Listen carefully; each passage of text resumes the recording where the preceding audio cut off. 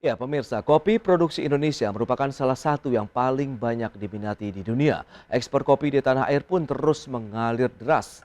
Berdasarkan data holding BUMN Pangan, ekspor kopi hingga semester 1 2022 mencapai 237,6 ton. Adapun hingga akhir tahun 2022, ID Food menargetkan ekspor kopi mencapai 288,1 ton. Indonesia merupakan salah satu negara penghasil kopi terbesar di dunia. Kopi asal tanah air pun sudah banyak dikenal oleh penikmat kopi dari seluruh penjuru. Adapun berdasarkan data holding BUMN Pangan atau ID Food, ekspor kopi PT Perusahaan Perdagangan Indonesia Persero mencapai 237,6 ton pada semester 1 2022. Dengan ekspor tersebut, BUMN Pangan mengantongi 7,14 miliar rupiah. Direktur Utama ID Food Frans Marganda Tambunan menargetkan hingga akhir 2022 ekspor kopi mencapai 288,1 ton. Jumlah tersebut akan terus ditingkatkan dengan pengembangan ke berbagai negara tujuan ekspor lainnya. Indonesia diharapkan menjadi aktor penting dalam rantai suplai perdagangan kopi internasional.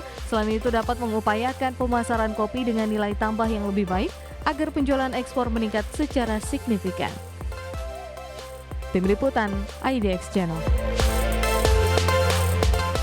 Baik pemirsa, untuk membahas tema menarik kita hari ini, target ekspor kopi di tahun 2022 mencapai 288 ton. Kita sudah tersambung melalui Zoom bersama dengan Bapak Hutama Sugandi. Beliau adalah Ketua Umum Gabungan Eksportir Kopi Indonesia. Halo, selamat pagi Pak Hutama. Pagi, selamat pagi Pak.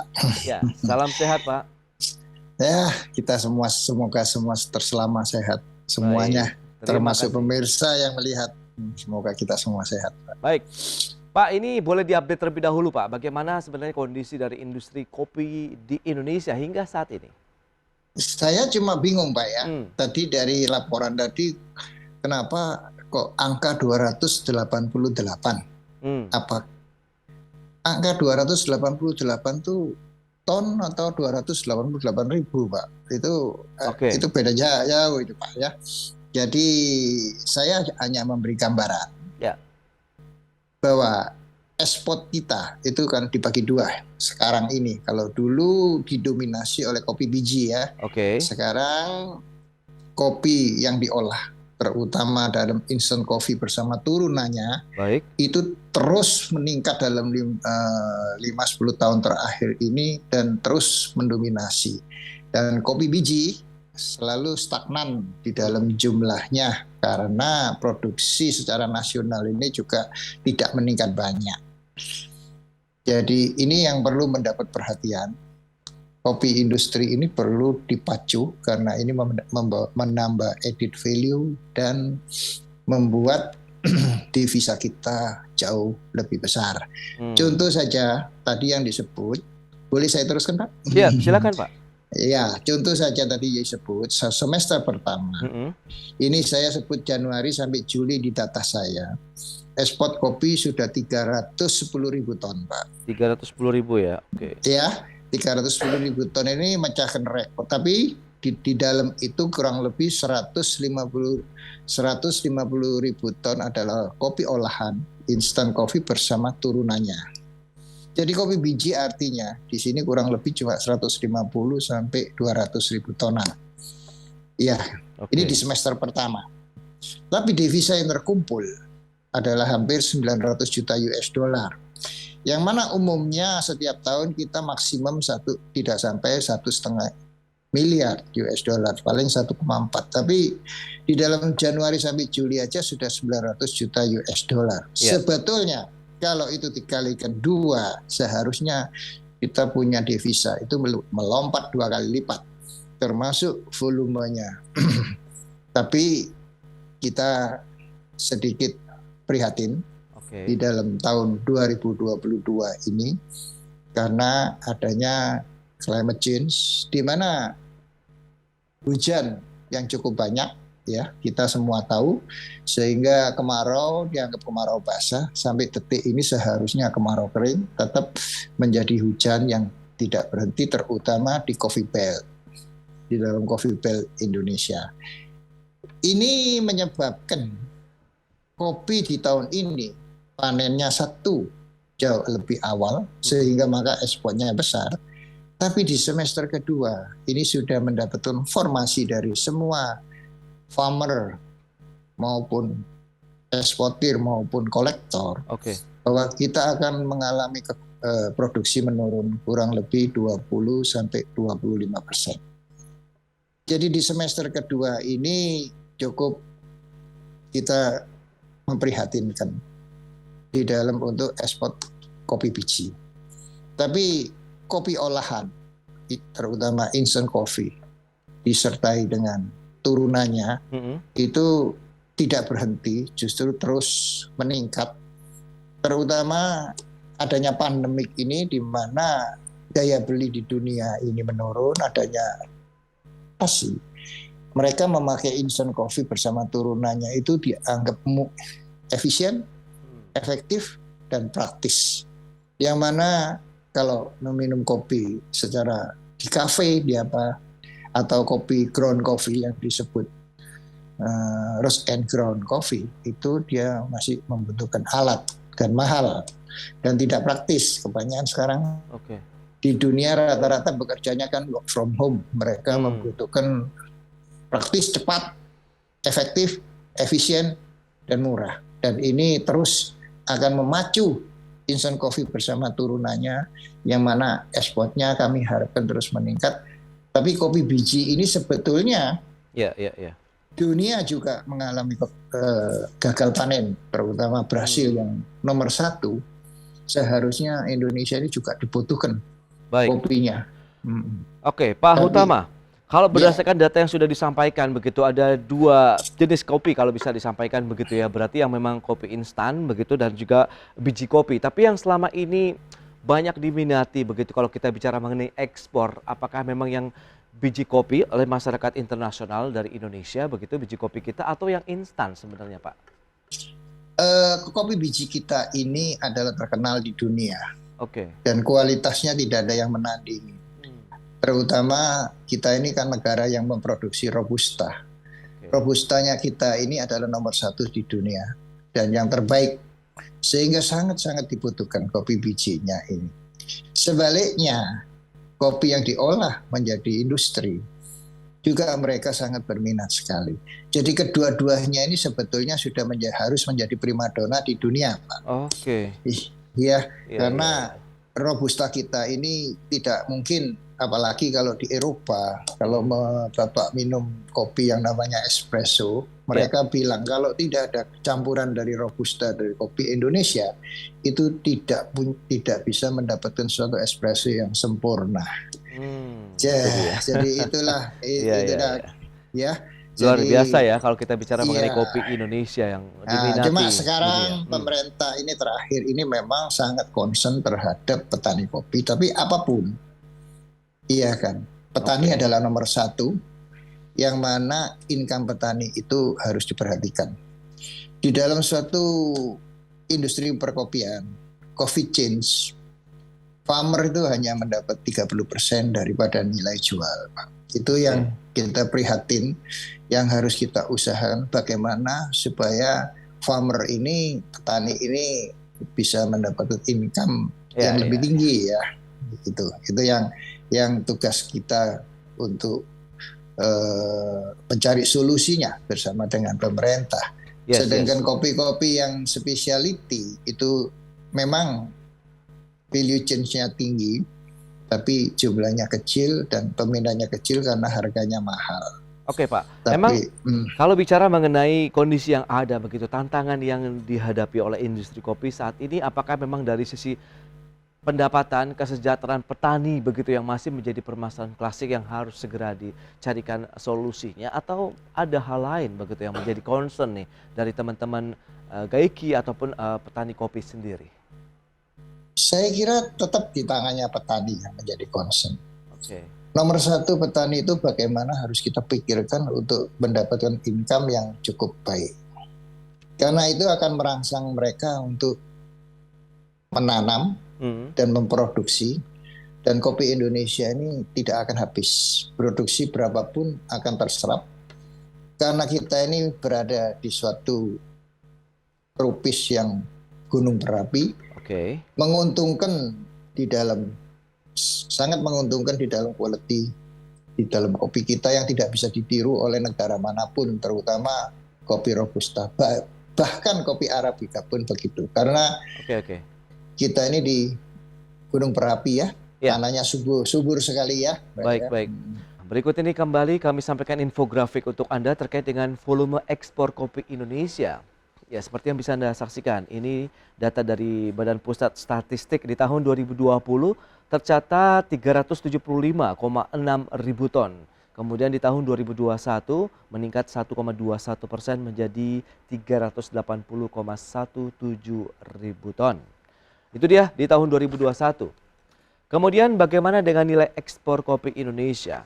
Tahun 2020 tercatat 809,2 juta dolar, kemudian di tahun 2021 menjadi 842,52 juta dolar Amerika, naik sekitar 4,11%.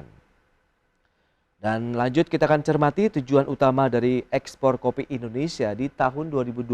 Datanya menyebutkan ada Amerika Serikat, ini nilainya sekitar 202 juta dolar, kemudian menyusul Jepang 56 juta dolar, kemudian Malaysia 55,4 juta dolar, Mesir 55,02 juta dolar, dan Jerman 49,5 juta dolar Amerika. Data juga dari BPS. Baik, kita lanjutkan kembali perbincangan bersama dengan Bapak Hutama Sugandi, Ketua Umum Gabungan Eksportir Kopi Indonesia.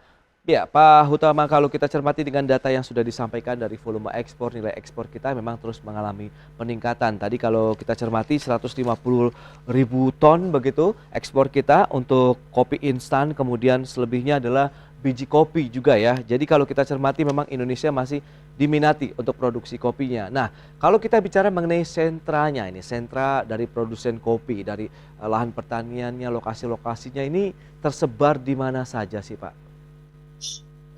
Kopi kita ini tersebar dari Sabang sampai Merauke ya Pak ya. Oke. Cuma 65% itu adalah di Golden Triangle. Golden Triangle itu adalah Lampung, Sumatera Selatan, ya, kemudian Bengkulu, tapi sekarang mungkin ditambah satu yang lagi potensinya luar biasa adalah di Jambi, Pak. Oke. Itu adalah tempat sentra produksi kita yang terbaik. Lain-lain kedua itu jenisnya Arabica, Robusta, ya maaf, itu Robusta yang mana sebagai produksi produk kita. Dan produk Arabica itu didominasi oleh Sumatera Utara yang mana kurang lebih 60.000 ton, dan dari lain-lain daerah ya kembang untuk Arabica juga di Jawa Barat. Jadi sentra, kalau disebut sentra kopi kita ya dari barat sampai timur Pak. Cuma sekarang yang menjadi poinnya adalah di Golden Triangle itu sama di Sumatera Utara. Yang lainnya itu pendukung kurang lebih 20-30% lah. Gitu. Oke. Nah, dengan kondisi yang ada begitu, lantas tadi climate change ini Anda katakan menjadi salah satu kendala saat ini. Kalau sebelumnya pandemi COVID-19 sendiri memberikan dampak tidak sih terkait dengan industri kopi nasional? Kemudian bagaimana hingga saat ini proses pemulihannya? Pandemi terhadap produksi tidak begitu pengaruh besar. Oke. Yang pengaruh besar sekali adalah di mana para eksportir kita akan melakukan ekspor ke negara tujuan. Yang mana banyak pengangkutan forward kapal yang mengalami kesulitan di dalam pengangkutan karena Bapak tahu sendiri pada waktu pandemik banyak kapal-kapal di scrapping yang tua-tua itu untuk dijadikan besi tua. Kemudian ekonomi mulai bangkit, semua berebut untuk mencari kapal untuk pengangkutan sehingga harga melompat sampai 3 kali lipat untuk tujuan-tujuan destinasi itu. Itu yang, dan itu masih nggak ada masalah karena masih bisa dinego antara eksportir dengan buyer. Tapi problemnya itu adalah ketersediaan. Gitu. Ketersediaan di dalam hal kontainer kapal ya itu yang menjadi permasalahan daripada kita.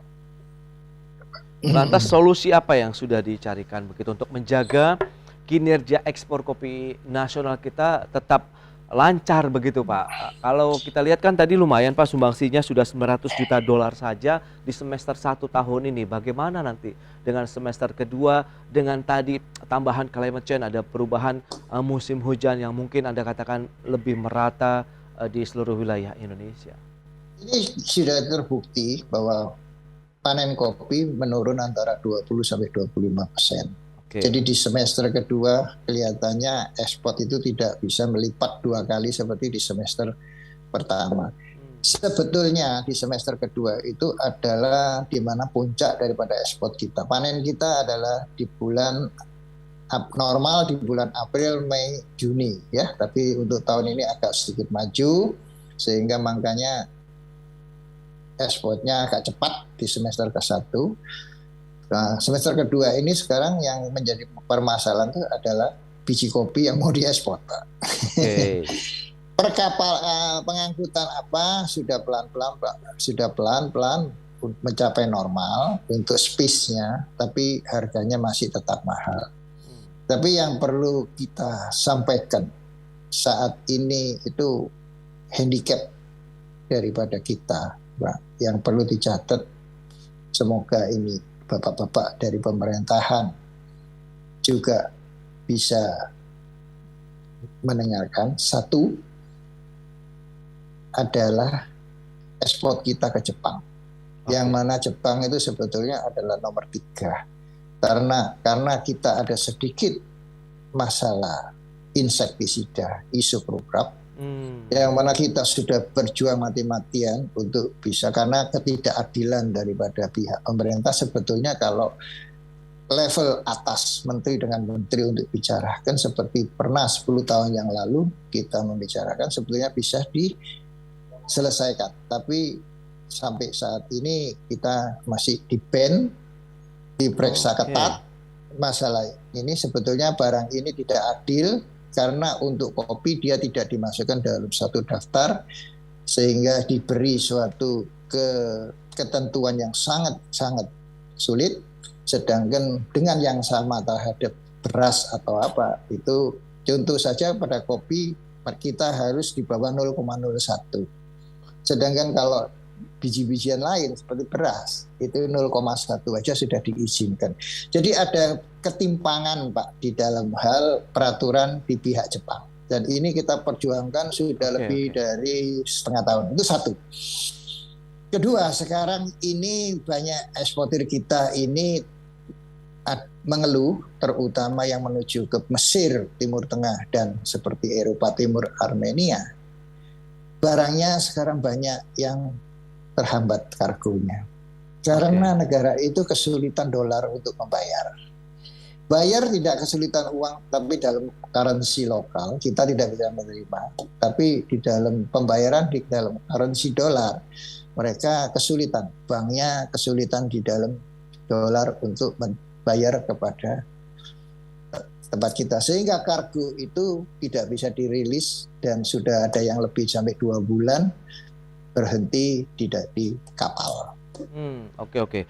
Dan ini mesti dicarikan solusi, Pak. Ya kan, tapi ini masalah negara ya, Pak. Harusnya government to government ya, kalau kita bicara dengan permasalahan kaitannya dengan ban tadi di Jepang, kemudian hambatan logistik karena tadi pembayaran ya, mata uangnya begitu. Apakah perlu ada perjanjian kerjasama dari mata uang yang akan dibayarkan dalam ekspor kita begitu ya, Pak Hutama? Iya, terutama Mesir itu, Mesir beberapa tahun terakhir ini adalah primadona kita untuk ekspor. Tapi ya tahun ini kita terpaksa cukup berkurang besar, dan Mesir sekitarnya termasuk di Eropa Timur, Armenia dan sebagainya.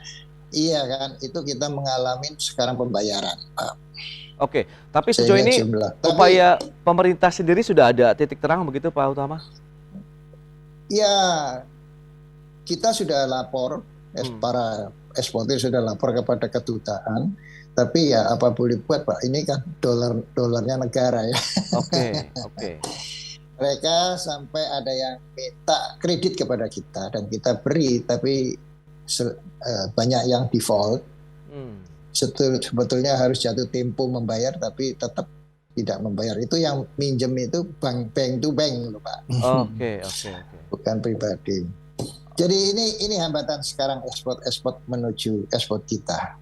Ke Baik. Amerika mereka sekarang oke lah, cukup baik, lancar, terutama instant coffee bersama turunannya karena mereka di sana inflasi, daya belinya rendah, sehingga mereka minum kopi yang cari yang efektif, efisien, murah, praktis gitu. Dan instant coffee adalah satu-satunya yang mana merupakan suatu rekayasa teknologi.